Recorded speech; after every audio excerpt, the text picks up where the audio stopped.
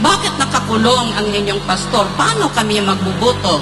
Aba, parang tinanong mo ako, bakit panahon ni Jesus Christ, mayroong lumitaw na Judas? Sa 12 niya na apostoles, lahat sila nakapakinig ng mga fellowship ni Jesus Christ, naka-witness pa sila sa mga milagrong ginawa ni Jesus Christ. Doon sa langit, abot ng makapangyarihang Panginoon, may naglitaw na Lucifer.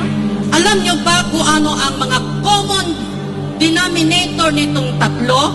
Sa tatlong kapanahonan na yan, greed and corruption and pride of life.